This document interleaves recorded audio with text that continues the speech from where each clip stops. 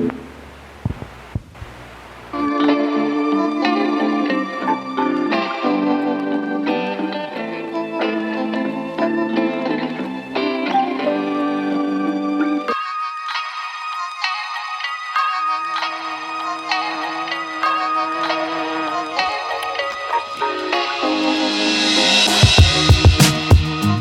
right, guys, welcome to Honey Hole Angling. Today I have with me is Zack Harris on the vise. He's on the vise, and we're gonna do a fly tying conversations video. Zack, what are you tying today? All right, today I'm gonna be tying a baby Gonga in olive. No particular reason, I think they're just a cool fly. They're relatively small articulated streamers, so they can get on some of the harder pressured water, or the more pressured water they're gonna be more effective on. So let's get started. First, I started my thread about a hook eye's length away from the eye of the hook. And I'm just gonna work my way back all the way. And you can either open spiral wrap your thread, or you can wrap it tightly, however you prefer. And I want it to be about halfway between, I want to end it halfway between the point and the barb of the hook. And we're gonna start with some Marabou. So I'm using Montana Fly Company mini barred Marabou to make our tail. What I'm gonna do, I'm gonna comb all the fibers forward and match it to the length of the hook shank. Roughly, maybe a little bit longer, a little bit shorter, whatever you prefer. And tie it in right there. Now these mini barred Marabous are relatively thin, so what I found when I used these, I actually used 2 feathers to stack it up and make it pretty. But before I add the second feather, what I'll do is I'll twist this Marabou feather, and I'll do some open spiral wraps toward the eye of the hook just to lock it all down. And the reason we twist it is to keep it kind of tame and maintained. It's a little tricky. Well, you're working around a camera and a light, so yeah. this is not normal. So Zack, you're obsessed with articulated flies. Yes. Why are you obsessed with articulated flies? Honestly, because they're fun to tie and they're fun to watch swim. That's really it. Mainly because they're fun to tie. You know, I can only tie so many zebra midges for the Guadalupe before I get bored. Real quick, I'm gonna grab my second feather. And I didn't show this on the first feather, but usually when you pull these out of the package, you got a lot of junk on the feather. Before you tie it in, let's peel that stuff off to expose the stem. It just makes it easier to manage while you're tying it in. So you see now we have a nice thin stem. And I'm gonna grab it, comb everything forward. This time, instead of measuring, I'm gonna match it to the other feather. You want it to be as close to exact with that other feather as possible. We're just gonna do the exact same thing. Now, Zack, is this a fly that you fish a lot, personally? It depends on where I'm at. This year I did fish it a lot for trout on the Guadalupe. Now the problem is the water's really low, and there's a lot of people out there fishing, so they weren't going after streamers as much as I'd like them to. But these work great for bass. You could honestly, people might hate me for this, but I bet if you tied them in the right colors on the right hooks, you could take them for redfish and speckled trout down on the coast. Why would people hate you for that? Purists. Purists. I had a buddy recently ask me, I taught him to tie lunch money minnows, and he texted me and says, "Hey, do you think they'll work for redfish?" I said, "Nope. They're a bass fly. Those won't work for anything but bass." So the thing about flies is, whatever you make them imitate, if you have them on the right hooks, you could fish pretty much anything with them. In Texas, articulated streamers will catch everything, but I mean, they might even catch carp if you find the right fish. But I can't think of a fish that won't eat a big streamer in Texas. So now that we got our tail tied in, the next thing I'm gonna do is tie in some schlappen. Now, so the most articulated streamers, the back hook is essentially just a woolly bugger. So tying in the schlappen first. I'm just gonna capture it. Some people will trim this off. I like to kind of capture that tip to help lock it in. Bring my thread back. I'm just gonna set that feather back for a second, get it out of my way. Then what I'll do, take some dubbing, and I'm just gonna dub the shank of the hook. whatever color you prefer. You're probably not going to see this. You will if you look hard enough. And when the sun hits it, it does pick up that flash, or the flash does pick up the light. But whatever color you like best. Zach, do you feel like you sometimes overdo it on flies? Yeah. Every time, man. Every time. I don't know. If I'm going to tie my own flies and they're going in my box, I want them to be, when people look at my fly boxes, I want them to be like, damn, those are cool. I don't want boring flies. If I'm tying flies to go fishing and I know I'm going to need a lot of flies, I don't go fancy. Like, honestly, Matt Bennett. So your box is to show off then? Precisely. Yeah, no, my box is to show off. Honestly, when I fish, a lot of these streamers don't get used. Well, I should rephrase that. When I fish local water, if I'm going to like the upper Guadalupe for bass or panfish or something, these don't get used that often. Honestly, I use Matt Bennett's Reel Getter most of the time. Those, when I tie them quick, simple, and I tie about a dozen of them because I'm going to lose every single one. Yeah, my fly boxes are jewelry boxes. They're hardly fly boxes most of the time. But as you can see, so I dubbed the hook. It's messy, it's not gonna matter. This feather's gonna wrap over this and cover most of it up. But I got my schlappen tied in first. Then I dubbed the shank. Now I'm gonna take my schlappen. I'm gonna fold these fibers back as best as I can. It's a little tricky. I'm gonna do 1 or 2 full wraps right where I tied it in.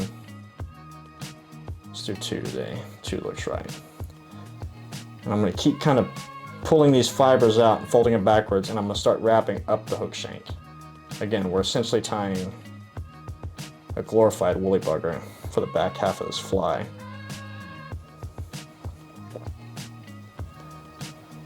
Now, I'll also, as I get closer to the eye of the hook, I'll start wrapping these wraps closer together to give it a little more density.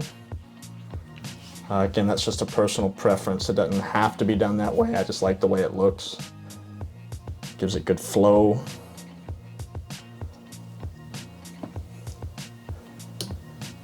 A lot of these, again, so a lot of these streamers like the Sex Dungeon or the Flugen Zombie, they're all essentially the same pattern, just with different flares. If you learn to do what I just did on this hook, you can come up with all sorts of different combinations on the front hook to make different streamers. So I tied that in, locked it down, trimmed it off. Now I'm going to take my thread and I'm going to just create a small thread head on here. This, I don't know how well you can see it on the camera, but you can see I didn't quite capture everything at the eye of this hook. It does not matter on these articulated streamers. If it helps you sleep at night, you can cover them up, but you don't need to. I'll whip finish, and then we're done with the back of the fly already. And this is a two-parter, right? This is a 2-piece fly, yes. So I could take this out right now and fish it. Dude, I'd fish that. Yeah. I'd fish that right now as a woolly bugger. Yep. It's a hairy one, but it'll get the job done. I like the schlappen. So the schlappen, I'm going to explain something that I didn't explain earlier. Typically, you'd want the schlappen to lay down no more than a half, preferably a third of the way into the tail. And that's how you create a good taper on your flies. So when I tie the front half, I'm basically going to do the same thing minus the marabou, and I want that schlappen. I want it to match. Whatever I did on the back hook, I want to do the same thing on the front hook. So it's going to go about halfway into the back schlappen to create a taper. All flies are tapered. Without a taper, it looks much less natural. Now, we haven't gotten this far yet, but does this ride hook point up or hook point down? Hook point down. Hook point down. And honestly, a lot of people, that might scare some people, especially in our rivers where we have a lot of junk in the water. Yeah, you can hang up. It doesn't happen all that often. Honestly, most of the time, you're going to be wade fishing here. If you're in a boat, you're probably in a kayak or something small, you can get a fly that's hung up fairly easily. But I wouldn't worry about it being hung up because it doesn't happen as often as you would think. So on an articulated fly, you always want your front hook to be a little bit larger than the back hook. So I didn't say this earlier, but the back hook is a must-add 2 extra heavy, 3 extra long streamer hook in a size 8. See, the glare is kind of, there you go. In a size 8. Then the front hook is going to be the same hook in a size 6. And the reason you're doing this, like I said before, you're going to tie essentially the same fly on the front hook, but you need a little bit of extra room to tie that head that you didn't have in the back of the fly. Doesn't have to be much larger. It can be the same size, honestly. It won't hurt anything if it is. Most of us will tie with 2 different size hooks. So I put my bigger hook, my front hook in the vise, and I'm going to start my thread. Now, first thing I'm going to do is I'm going to tie in some dumbbell eyes. Where are my dumbbell eyes? Now, is olive your go-to color? For bass, yes, definitely. And olive for this or pattern? black. You do olive and black? Olive and black. Any brown or like crawfish color? No, I don't, because when I'm fishing these, I'm typically stripping them in fairly aggressively. I don't drag them on the bottom too much, so I like to imitate a bait fish, but you could fish them as a crawfish pattern if tied in the right colors, and it would do just fine. So what I'm doing, I'm figure 8 wrapping these double pupil eyes in. And I'm not worried about getting them tight because I've got them on top of the hook. I want to spin them to the bottom. Oh, that's not how I do it, but nice. Yeah, and then I'm learning new stuff here. Do a couple wraps over the eyes. It's hard to see. Over the eyes and under the hook to help lock them in. Where am I at? There we go. So usually you'd want to do that multiple times to get these eyes hooked in or locked in so they don't spin. Right now you can see I can spin these still fairly easily. There's a trick that I'm going to use since we're articulating this fly. We can use our articulation cable to help lock those eyes in. So here I got my cable. This is just a beading wire that I got at Hobby Lobby. Works just as good as that expensive stuff you get at the fly shops. A couple inches, give yourself enough to work with. You don't want to short yourself and make it real difficult. Don't worry about wasting a little bit if you have to. I'm going to take this, I'm going to lay it, again, leaving myself enough room to work with. I'm going to lay it on the hook and tie it in. And I'm going to work this, I'm going to tie it all the way back to the bend of the hook. Now, I just saw you commit a cardinal sin. You just cut your wire with your scissors? So, real quick. Do you see the duct tape on these scissors? These are the bad scissors. These are the scissors I don't care about. If you're gonna cut with wire, cut with scissors you have no emotional attachment to because it will chew them up pretty good. You know, I could get you a pair of wire cutters. I've got wire cutters. Oh. It just doesn't, it's easy to have less tools as I have this giant toolbox next to me. If you are gonna cut with your scissors, if that's all you have, the best thing to do is to put them all the way back in the blades because when you're trimming a fly, you rarely use the blades in the back. So if you're going to ruin the scissors, ruin the back half of them. So I'm tying this in and I want to go just past where the hook starts to bend. And the reason for that is in a minute I'm going to create a loop and I want that loop to kind of let that back hook be in line with the front hook. But I got this tied in. Now what I'm going to do is I'm going to take 2 glass beads. And you can get these at a hobby store. Yes, hobby store. Hobby Lobby has some really cool beads for really good prices. You get a lot of them. I had a bottle of them. I don't know where it went. Anyway, you can get a lot of beads for a cheap price and a lot of different colors at Hobby Lobby. Or any craft store, really. This isn't a Hobby Lobby endorsement. I'm taking my bead. It's hard to see. I've got it squeezing my fingers. I'm going to thread it onto my wire. And what are the beads for? The beads are to keep the back hook from fouling on the front hook. So if you were to tie this front or the back hook right up against the front hook, it would want to, if you have a bad cast or if you're fishing in a lot of turbulent water, it'll want to foul. The beads are going to help prevent that. And I use 2, some people use 3, some people use 1, some people use big beads, small beads, whatever you like. I personally like these little glass beads. They work really well. But I got my beads on here. I'm going to take my back hook,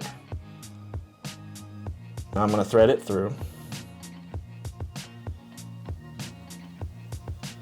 You're going under to over. Yeah, under to over. Oops. And then I'm going to take this wire and I'm going to thread it through the beads.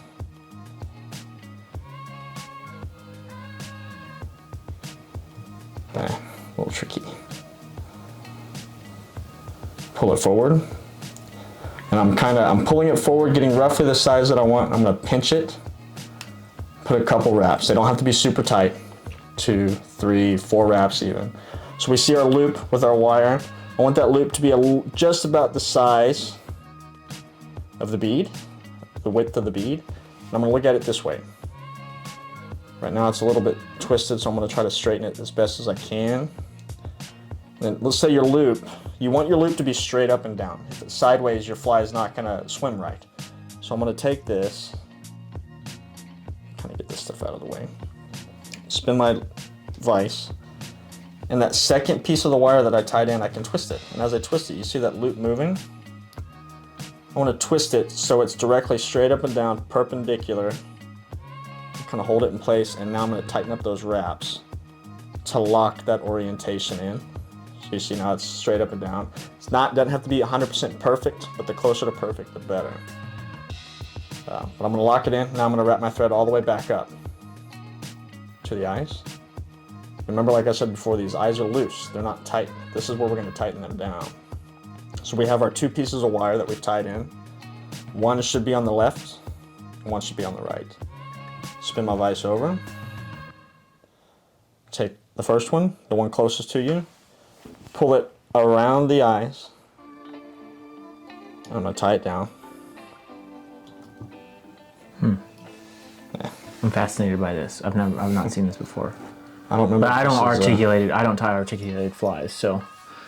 So I tied it down. I usually tie down a little bit of the shank. That way it keeps it straight with the shank of the hook. Check my eyes again, make sure they're right. They're gonna be a little crooked. Once I pull the second wire over, it'll straighten them up.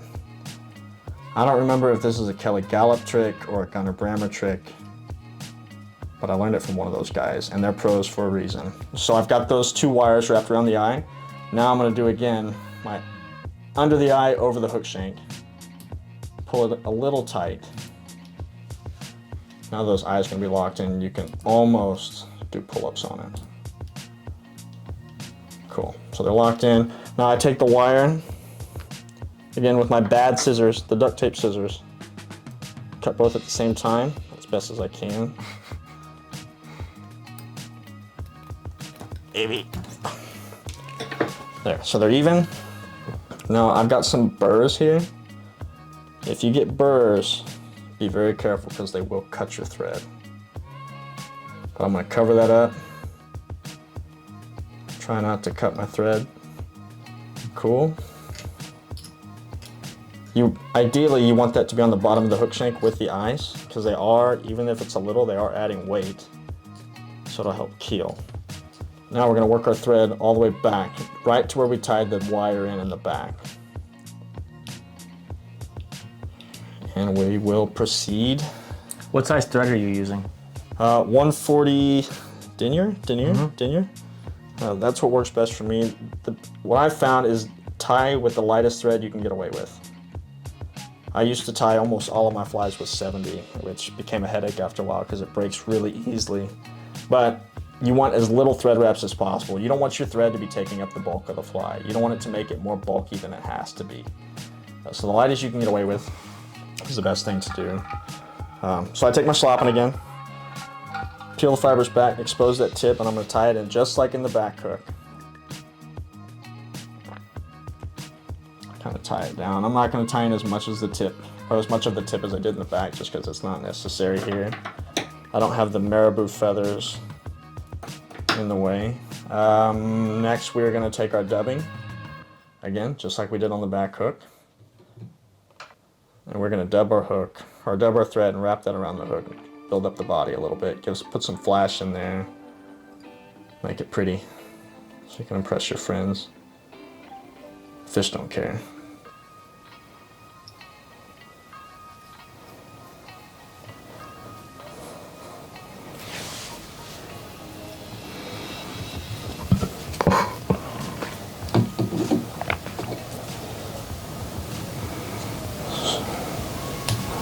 Get my dubbing to the hook here. And we're just covering our thread wraps. It doesn't have to be super thick. Some people will do it in a dubbing loop, or they'll pick it out. If you pick it out, it's kind of cool because the flash will then kind of fly or flow with the schlappen in the water. You give it a good shine.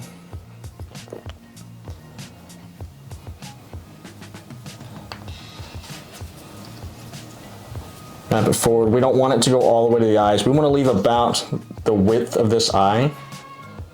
Leave about that much space in front because we're going to still tie a head, some rubber legs, and a head onto this thing. We got our body dubbed. We've got our schlappen feather ready. We're going to take this. We're going to comb those back. Do the exact same thing we did on the back hook.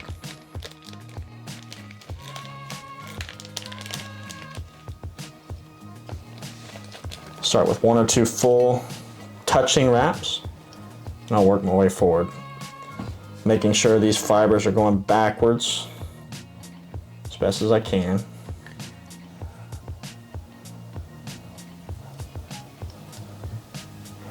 And so far too, even though it's articulated, it seems like a really light fly, like wouldn't be too hard to cast. Super light. The dumbbell for being eyes, articulated. Yeah, articulated flies they're not all super heavy and they're mainly just hairy. This one, I've cast flies bigger than this on a 5-weight. Should I? Probably not. But I do. It just depends on what you're comfortable with. The dumbbell eyes will make it a little clunky in the air. But it's definitely manageable, not difficult to do if you take your time and kind of learn what you need to do. That's about where I want it. So I'm going to capture this.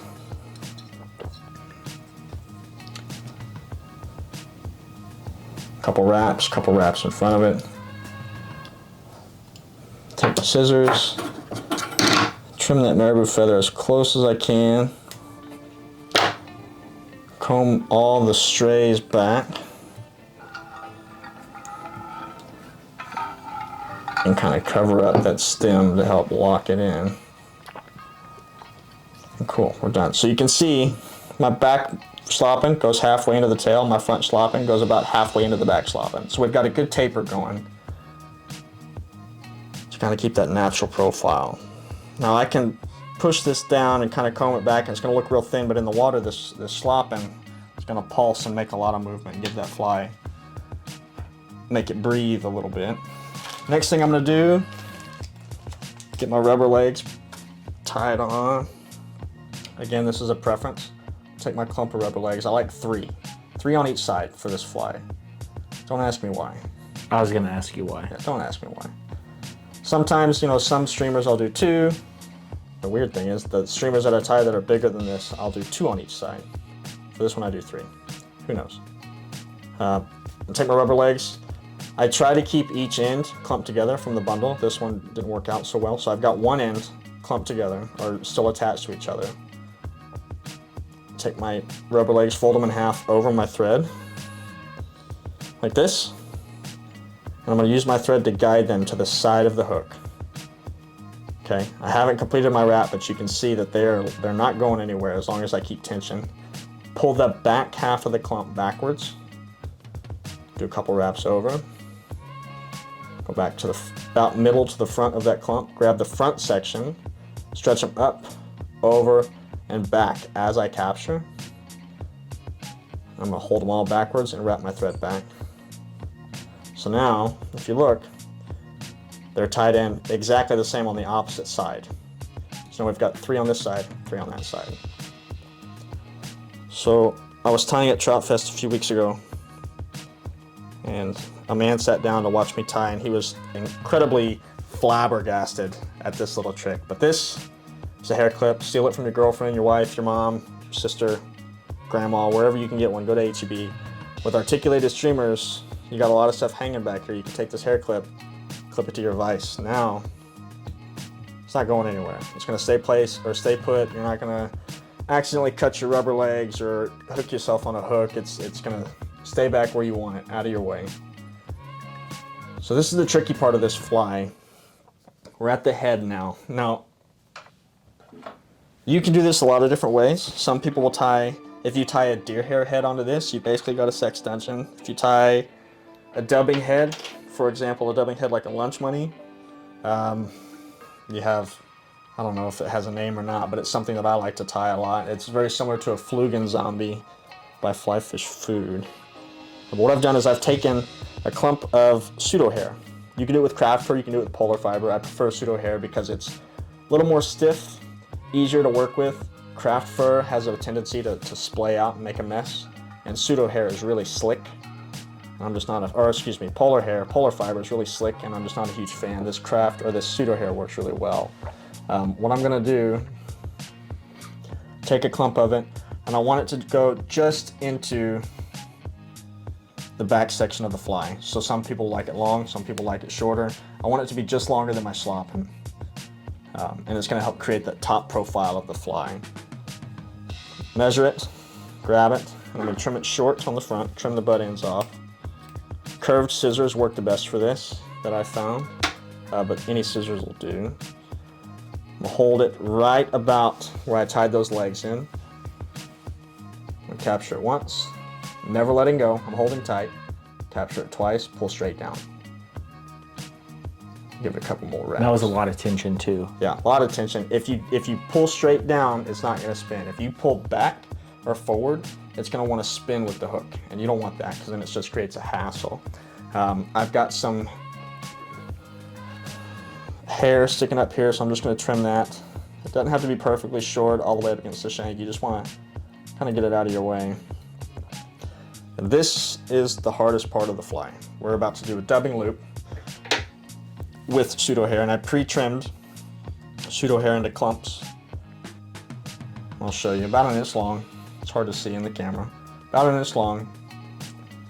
And we're essentially creating our own brush out of pseudo hair. And this is, I'd like to point out too, this is like the middle of the chunk. This isn't the tip or the end. These little strips are from the middle of the pseudo hair, right? They're from the middle, and the reason for that is you want it to stay consistent. So whether that be you using nothing but the tips, you use nothing but the butt ends, you want all these fibers to match. You don't want them to be crisscrossed and all mixed up. You want them to match and be the same thickness, density throughout the clump, just so you can get an even head. I suppose you could take your scrap that you've cut off of the tail, or off the wing here, and make some clumps out of it, but that's just more of a pain than I care to go through. Try to trap some of these fibers, just get them out of our way. I'm gonna make a dubbing loop. For those of you that don't know how to do this, I'm basically gonna pull my thread down, capture it with my finger, wrap it around my finger, bring it back up, kind of lay that thread right about where the first piece is coming off of the hook, wrap a couple times. I'm gonna wrap around the loop itself a couple times to lock it in. Now I can move my thread forward. I've got a loop here. I have a fancy dubbing loop spinner. Comes with different attachments, but it's the tool. I'm gonna put the two hooks, one piece of thread, or one side of the thread, one in each hook. Like this. It's hard to see in the camera. We'll try and let it hang. I'm also gonna take my thread and I'm gonna do a couple half hitches. Get your thread out of the way. Get my thread out of the way. I've got a bobbin holder up here.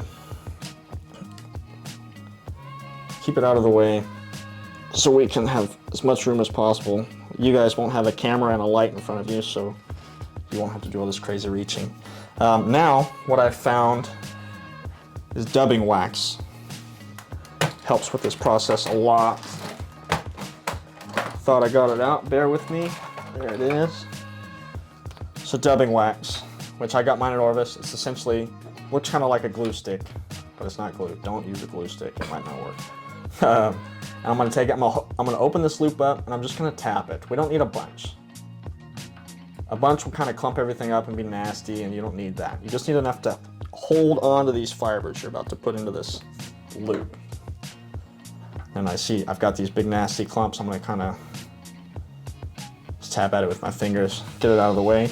So the tricky part, it's hard for me to do this on camera, so I'm not gonna do it that way. But usually what I'll do is I'll take sticky notes or something, and I'll lay this flat on the table, and I'll lay my materials that I'm gonna put in the loop at the edge, about halfway. That way I can pick up the sticky notes, slide it into the dubbing loop. But on camera that's gonna be tricky, so I'll just do clump by clump. So forgive me. if this is ugly. But take my clumps. I want them to be flat. You don't want to have little bundles. You want to try to have as flat of a clump as you can. Put it in my loop. Now that dubbing wax is gonna help hold it in place so I can lay this loop back down and that stuff's not gonna fall. If you don't have the wax, that stuff will fall out almost every time. I'm surprised that hasn't fallen out yet just because I didn't put that much wax on there. Gonna put our clumps as best as we can. Ooh, that's sketchy.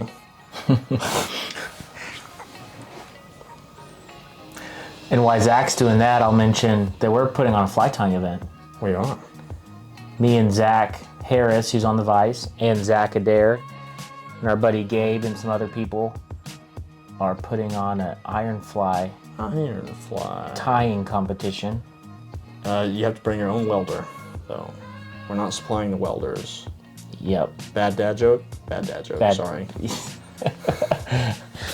It's, what day is it? October 21st? October 21st, it's a Saturday. 2023, so if you watch this video after the event's over, we're sorry. It's going to be at the best brewery in Texas. Or so I've been told. Landon told me this. It's a pretty good brewery Yeah. that I haven't been to. Nobody's been to it. It's not open yet. It's not open yet. That's going to be exciting. Hank Patterson's going to be there. Landon told me that. I don't know. We shouldn't start rumors. Hank, if you watch this, hook us up, man. Dude, Hank ain't watching our videos, dude. Well, I haven't been in them. Now that I'm in them, everybody's going to watch them. Yeah, okay, everybody's telling me to shut up. All right, so I've got our dubbing loop prepped. It's messy, it's hairy, it's okay. I'm trying to hold it up for the camera so you can see it. What I'm doing is I'm just kind of making sure it's fairly even as far as density and thickness. And I'm going to take my loop, hold it with my finger, and my tool, I spin my tool. Some people will have, it just looks like a hook on a handle. Regardless of what your tool looks like, you want to hold this up and start spinning. Now at first it's not going to spin, but as you pull tension on this thread and spin it more and more, it's eventually going to make that material spin and you're going to create a brush. Okay, so I'm going to keep going, keep going, keep going. How do you know when you've spun enough? Because I always run into that, like, am I going to break the thread? Yeah, if you spin too much, you will break your thread. I just kind of look at it. If it looks right, I don't really have an answer for you there. That's the most scientific answer I've ever heard. Well, this is all science. When I move my finger, this is going to spin. Oh, I should have spun even more. I guess I spun it too much. We've got our comb. I'm going to kind of just brush through this, make sure there's not a bunch of junk in there. Kind of try to get both sides. I'm keeping tension on the thread, but I'm not pulling hard enough to move my vise. I just don't want it to unspin and unravel on me. I think that's good. So you'll take your dubbing spinner. Same thing as we did with the schlappen. You're going to comb things back as best as you can as you wrap this around the hook. So I'm going to come up. See, I've got a nice pseudo hair brush here. In fact, it's got a taper on it. That was not done on purpose. It's going to help us though. I'm going to start wrapping this around the hook. Once that material starts hitting, so I've got a full wrap, I'm going to start pulling it back. I found it's near impossible to pull it all back perfectly, so don't stress on that too much, as best as you can. 2 wraps behind the eyes. Now we're going to come up behind the eye, cross over the eye, and then we're going to come up on the opposite side. You know what? No, we're not. We're going to cross over the eye and come up on the same side. And we should get 1 or 2 wraps in front.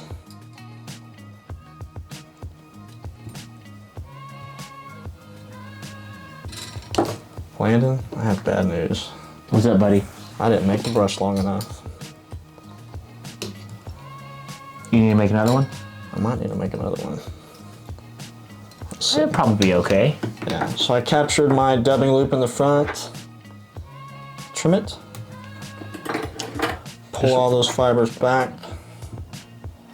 Create my head.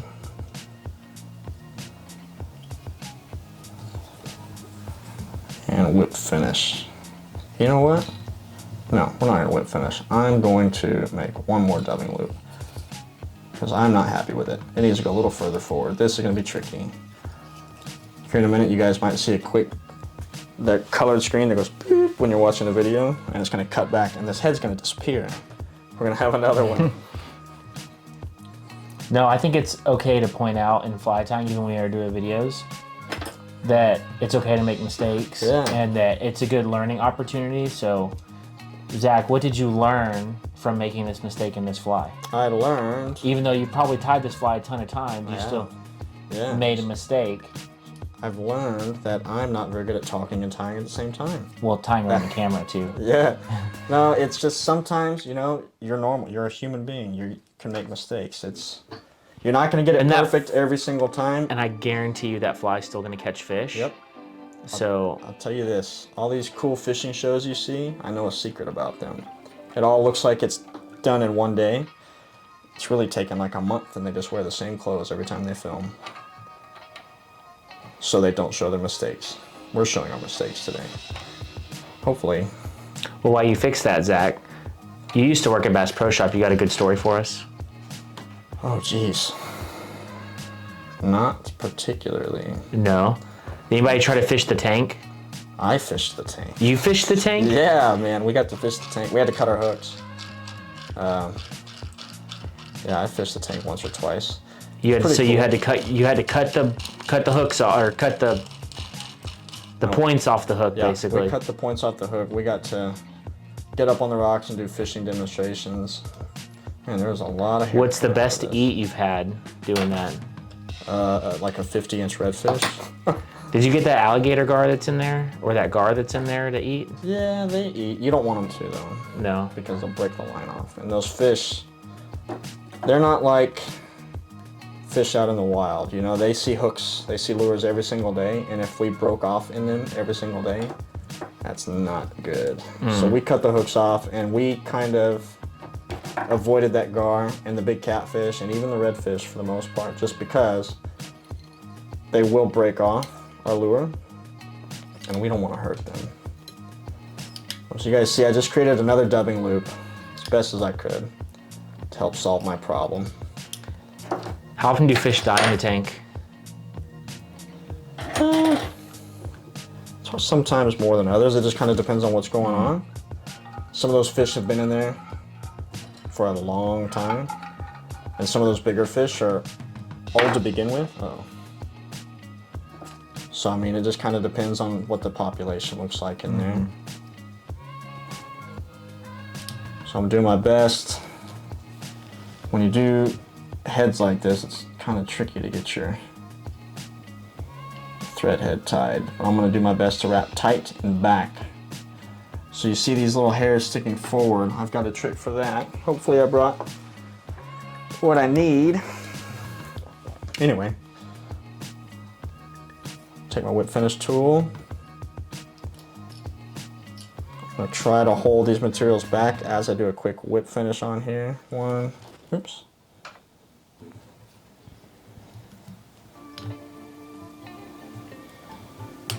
Oh, come on now. 1, 2, 3, 4.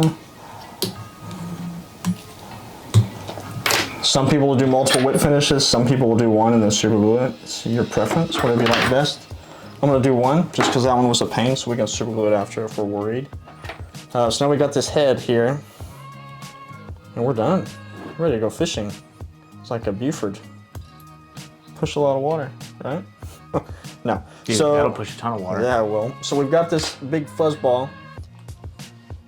Now, typically, I take way too long to trim these things because I'm a perfectionist and I want it to look perfect.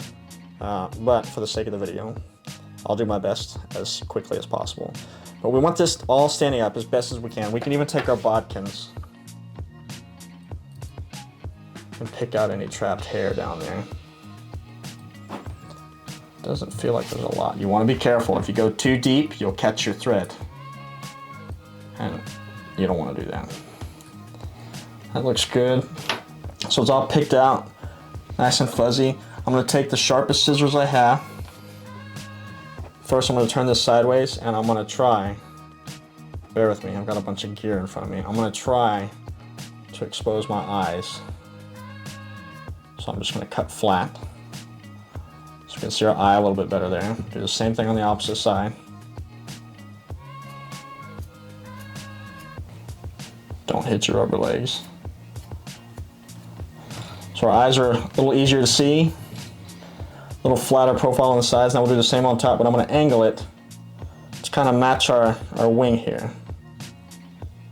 Sharp scissors important. So we're giving ourselves a rough shape.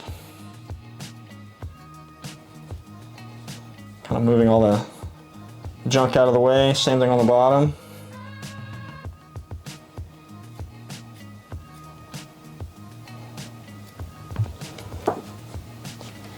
All the crud off of there. Now what you can do, if you like the shape you ended up with, you can start rounding off the edges. I'm noticing some strapped fibers in there, so I'm gonna do my best to take care of it. Oh, is that thread? Let's hope that's not thread. I think that's thread. I'll worry about that in a minute. Let's see. Just gonna kind of pull up, see what I got. Now, what I'll do, pull this out of the vise, get this vise out of here. Now I'm gonna start just trimming it freehand. I'm gonna start looking at it, trimming it shorter and shorter. Oop.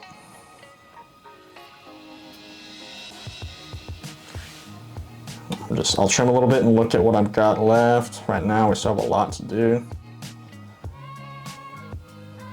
I want the bottom to angle and kind of be even with that hook there. Whenever you're trimming, less is more. Just like a haircut, if you take all the hair off, you can't fix it or, you know, go back. Like it's better to take less off than more to begin with and just kind of slowly trim it back slowly as you go. Yeah, so you see, got a little too crazy there, which is a little much. We're not too far gone, we can fix it. Now one thing I've learned about these, this is tricky, but you can see I have this real blunt end here. And if I try to trim from the front, the hair just falls out of the way because it's slick. So I'm gonna trim it backwards. So now,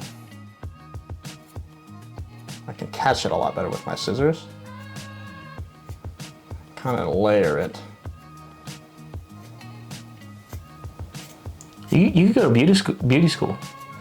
My mom was a hairstylist. Oh yeah? Is that where you get your skills from? Yeah. Up until a little while ago, she's been cutting my hair my whole life. Now I cut my hair because I don't have any. Cut it all off.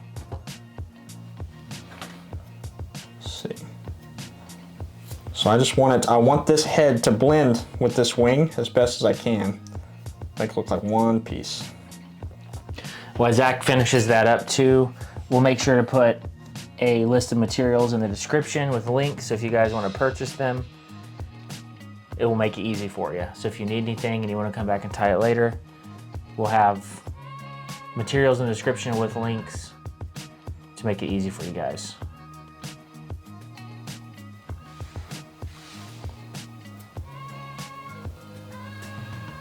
This is a process. I'm not gonna do it perfectly, just so we can keep this video a little shorter, but we'll get it close. You just wanna work with it. If you trim too much, you know, you gotta know when to stop. You wanna get your basic shape. If you're gonna keep trimming, like Landon said, a little bit at a time, but you want all the sharp edges to be rounded off. You wanna kind of free up this hook gap a little bit. So what I'll do is I'll flip it over. I'll take a Hail Mary and I'll start trimming away. I'll hold my schlappen out of the way.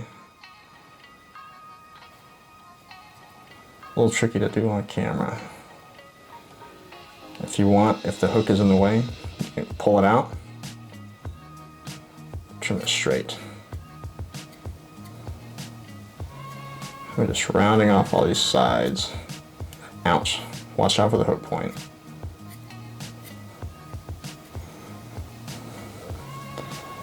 So typically what I do, I'll get as close to the shape as I can.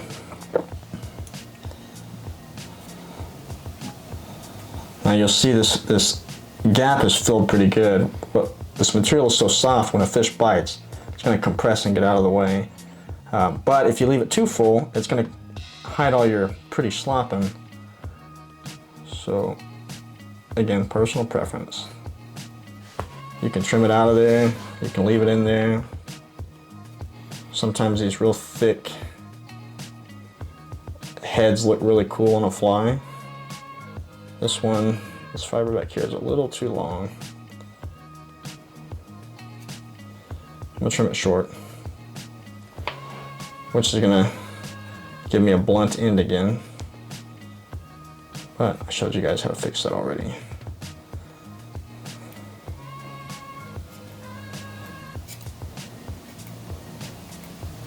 It's looking good, Zach. Thanks, Landon. I'd fish it. Yeah.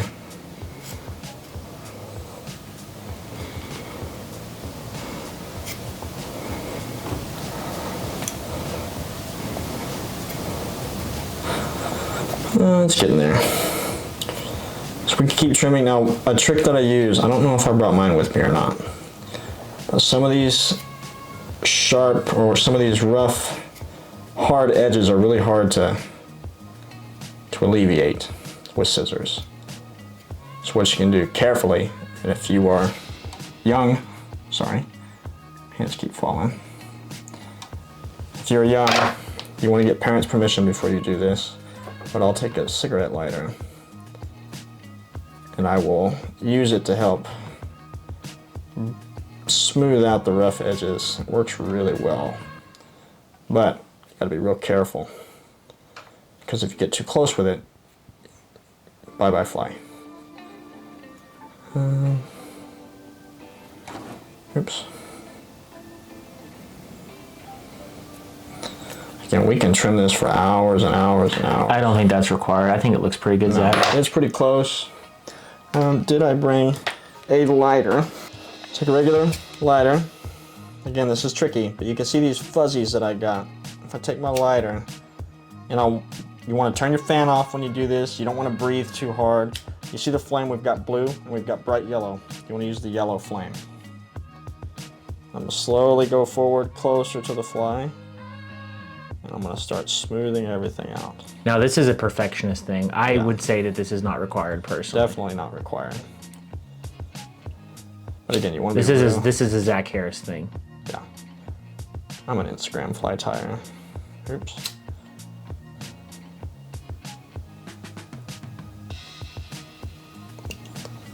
I was tying last night, and while I was doing this, I was holding my breath, so I didn't blow on the flame. Looks good, man. Yeah, looks all right. There you go. A crude baby Gonga. Oh, we forgot to do one thing. Gotta trim our legs, so I'm gonna put it back in the vise real quick. Legs, we've got 3 on each side. I'm gonna pull them to where they're just past the back hook, not the tail, but the back hook. And trim them all together if I can, so they're all the same length, all at one time. Boom. There, rubber legs trimmed. Perfect. Looks great, Zach. Thank you, Landon. Well, there it is. All right, guys. Well, thanks for watching another honey hole angling fly tying video. Like I said, all the materials will be in the link in the description below, and we'll see you guys on the next video.